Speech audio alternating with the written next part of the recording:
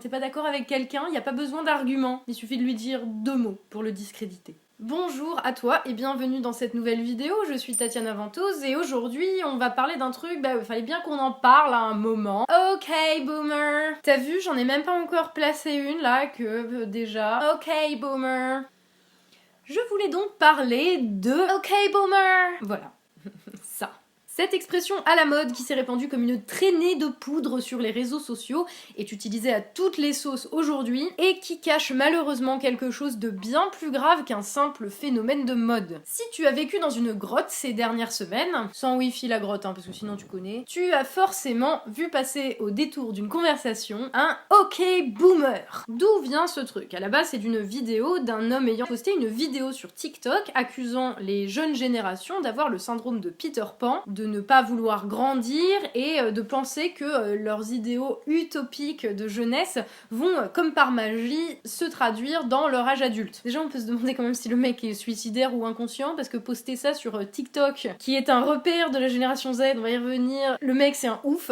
Les commentaires ne se sont pas fait attendre et la vidéo s'est pris des milliers de OK boomer en réponse. Le OK boomer était déjà plus ou moins un mème et par la publication en juillet 2019 d'une chanson intitulée OK boomer sur Twitter et un remix fait par un mec de 19 ans qui a beaucoup circulé sur TikTok par la suite. À la suite de ça, ce mème, je dis mème avec des gros guillemets parce que pour ma génération, un mème c'est ça. Et du coup maintenant un mème c'est un truc qui est couramment utilisé. Bref, ce mème est devenu viral au-delà de la génération Z dans le monde entier après la vidéo de la députée néo-zélandaise Chloé Swarbrick qui, lorsqu'elle est interrompue dans un discours au Parlement, répond à son détracteur OK boomer. Depuis, c'est un petit peu devenu n'importe quoi. Tout le monde répond OK boomer à tout le monde, peu importe le contexte, le sujet, l'âge.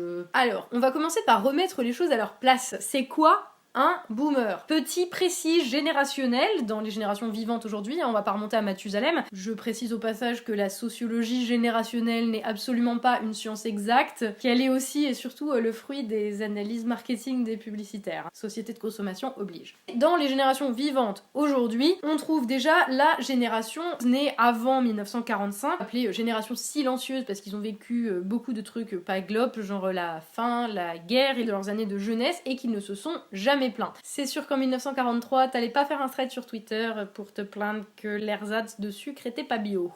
La génération suivante est appelée la génération des baby boomers. Le nom fait référence à l'explosion, boom, explosion, le lien, du nombre de naissances juste après la guerre, parce que en gros tout le monde était super joyeux que les choses aillent mieux, qu'il n'y ait plus d'alerte à la bombe ni de pénurie. Du coup ils ont fait plein d'enfants après 1945 et ces baby boomers en plus nés entre 1945 et 1965 en gros ont grandi pendant ce qu'on appelle les 30 glorieuses, une période de très forte croissance économique, de démocratisation des biens de consommation qui sont aujourd'hui de l'ordre du courant mais qui à l'époque ne l'étaient pas, de progrès techniques où les foyers se sont progressivement équipés chacun en téléviseur, en voiture individuelle, en machine à laver. Et franchement, c'est pas ironique, on va reconnaître quand même quelque chose aux 30 glorieuses, c'est d'avoir facilité un certain nombre de choses au niveau du quotidien quand même. C'est ceux qui ont constitué, on va dire, la génération des 68 arts et ce qu'ils sont devenus. Et c'est évidemment à eux que se réfère la phrase OK boomer. On va y revenir, mais je finis d'abord le topo générationnel. A suivi une génération dite génération X, soit anonyme, qui a vécu les premiers chocs pétroliers, le chômage, le sida, mais aussi les années 80, la folie Star Wars et Ghostbusters, Margaret Thatcher et Ronald Reagan. Née en gros entre 1965 et 1980, cette génération est coincée entre les baby boomers et les suivants, appelés les millennials ou génération Y. On est entre 1980 et 1995, ça va jusqu'à 2000 suivant les sources. Ces enfants du millénaire qui ont donc vécu le passage au troisième millénaire dans leurs années d'enfance ou d'adolescence. Cette génération a été fortement marquée donc par le tournant du troisième millénaire, le 11 septembre 2001, et l'arrivée d'internet et plus généralement le boom technologique. C'est donc la dernière génération à avoir connu la vie sans smartphone, contrairement à la génération suivante, dite génération Z pour 0, n'ayant pas connu le monde sans internet, ni sans menaces terroristes planant au-dessus de leur tête. C'est une génération marquée psychologiquement en tout cas par un fort taux de problèmes mentaux, de dépression, d'anxiété et d'angoisse liés au dérèglement climatique. Et ce sont essentiellement les membres de cette génération qui ont maille à partir avec les boomers dont ils sont en gros les petits-enfants, comme en témoigne d'ailleurs le lieu de départ de cette phrase virale, TikTok, qui est un réseau social où c'est essentiellement quand même des générations Z, et où même la plupart des millennials ne mettent pas les pieds. Il y a donc des choses qu'il convient de garder à l'esprit pour comprendre ce que les Z reprochent aux boomers, au-delà du hockey boomer. C'est l'idéalisme qui caractérisait la période des 30 glorieuses dans laquelle les boomers ont grandi, ainsi que ce qu'ils leur reprochent, en tout cas, c'est un certain sentiment d'autosuffisance, d'arrogance, un hédonisme, le fait de mettre en termes de valeur l'argent au-dessus de tout, et les conséquences de ces valeurs-là, à savoir la dette, l'état de la planète, en gros tout serait la faute des boomers, et du fait qu'ils ont profité de la croissance économique sans prendre en compte leurs futurs enfants ou leurs futurs petits-enfants qu'ils n'avaient pas à l'époque, bien sûr. Cela ne vous aura pas échappé, cela fait écho au vous avez volé mes rêves et mon enfance de Greta Thunberg, qui, de par son âge, est membre de la génération Z, et qui reproche aux dirigeants du monde sensiblement la même chose, à savoir d'avoir défoncé la planète et volé l'avenir de la jeune génération. Et en gros, c'est ce que les Z reprochent aux boomers. Quand je vous dis qu'il y a une angoisse générationnelle profonde, voler mon avenir et mon enfance, quoi, c'est pas rien. Il n'empêche malgré tout que derrière cela, on se retrouve aujourd'hui avec des utilisations parfaitement foireuses de cette expression, comme n'importe quoi qui passe dans le domaine du mainstream, et donc sous les vidéos, sous n'importe quel post en fait, n'importe quelle vidéo, dont certains sont des millennials même, on voit fleurir tout un tas de hockey boomers. Alors j'en ai vu sous les vidéos de Ganesh 2, de joueurs du grenier, j'en ai vu sous certains de mes tweets, c'est vraiment du grand n'importe quoi. Tu vois, c'est une expression, ça se veut dégradant. Ironiquement, on voit même des boomers eux-mêmes utiliser des hockey boomers, comme la Pascal Clark, journaliste de France Inter, qui est née en 1963 et qui est donc une baby boomeuse techniquement. Alors je rappelle que tous les gens à qui tu dis ok boomer, ça ne fait pas d'eux des boomers.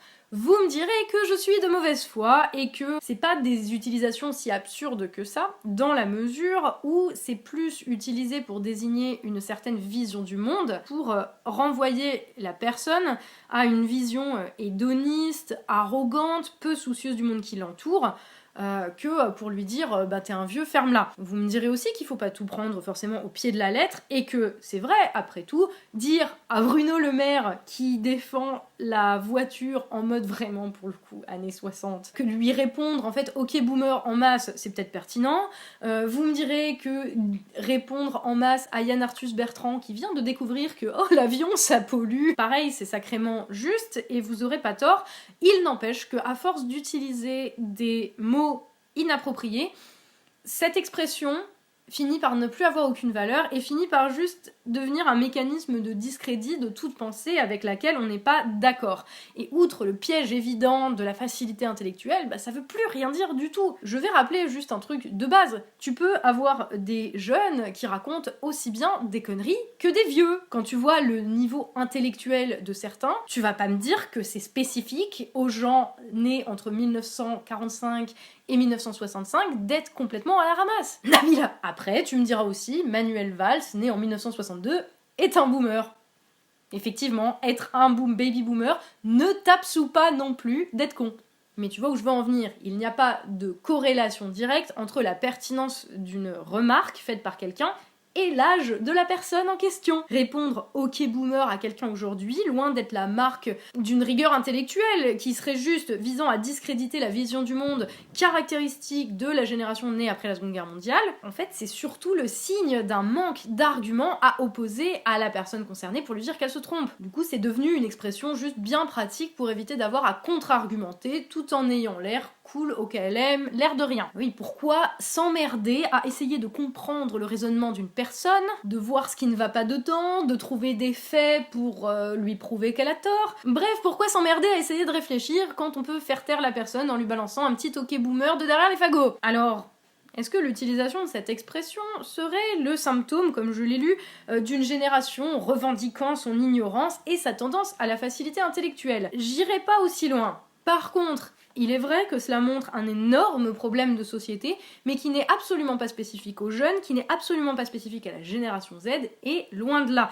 C'est quelque chose qu'on retrouve chez un certain nombre de millennials, de X, et même de boomers. Le problème, c'est qu'on ne sait plus débattre. On n'a pas d'argument, alors on discrédite sur l'âge, sur ce que la personne est. On raisonne en sophisme parce qu'on ne sait plus articuler une pensée. Et ça, c'est lié à notre incapacité croissante et effectivement assez importante chez les jeunes générations à se confronter à l'altérité, à l'autre, qui nous a mené d'ailleurs à un repli sur des identités individuelles ou collectives, mais qu'elles soient réelles ou fantasmées, j'ai envie de dire, qui a conduit un certain nombre de gens, et c'est devenu un véritable problème de société, à penser de base qu'ils ont raison et que donc tous les moyens sont bons pour le prouver et faire taire les gens qui ont tort, y compris les humiliations publiques, les attaques ad hominem, le harcèlement et littéralement les chasses aux sorcières. Bref, puisque on ne sait plus utiliser la parole pour défendre un point de vue, quand nous ne sommes même pas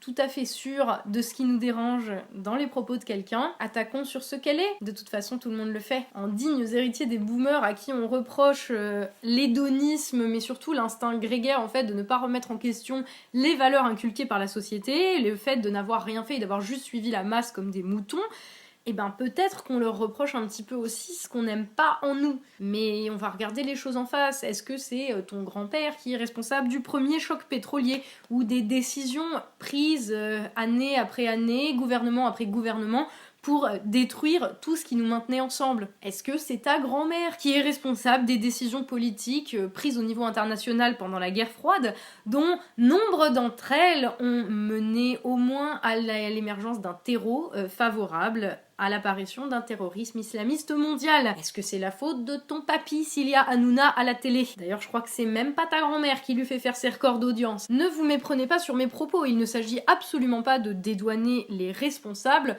de l'état des choses qu'on nous laisse. Je pense simplement que l'on ne doit pas s'en prendre aux responsables comme si c'était toute une génération.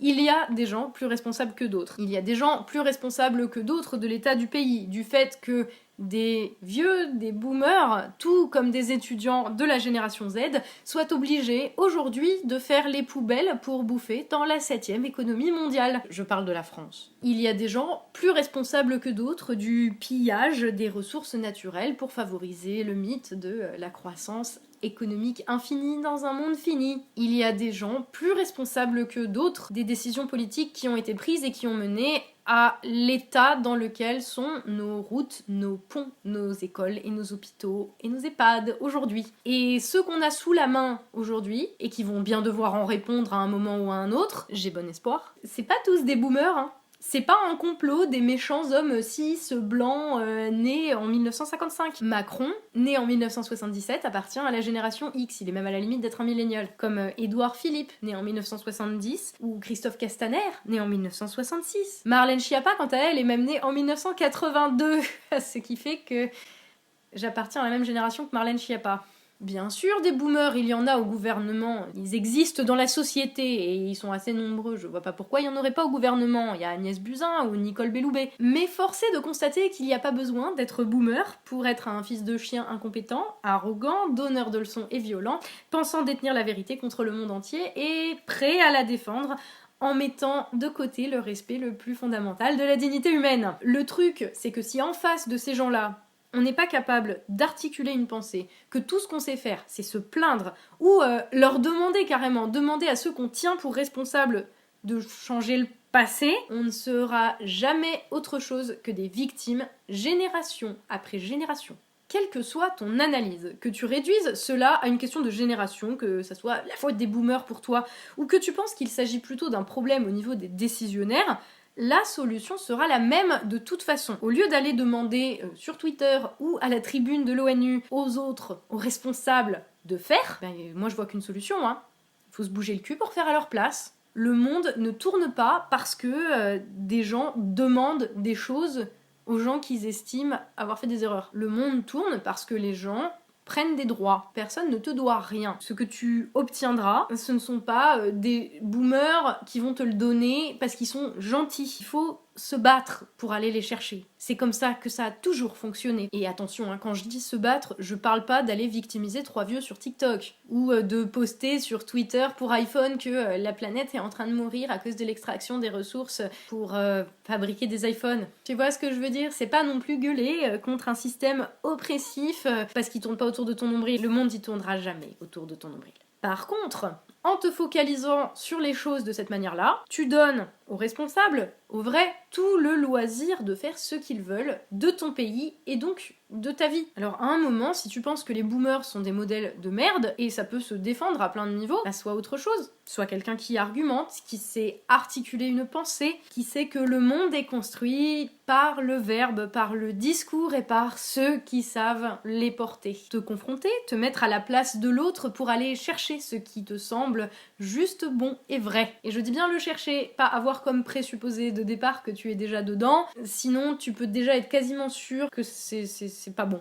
Apprendre à maîtriser le logos plutôt que de se vautrer dans son propre ego générationnel comme un cochon dans sa fange. Puis alors peut-être on aura l'espoir de pouvoir changer quelque chose. Prenez soin de vous.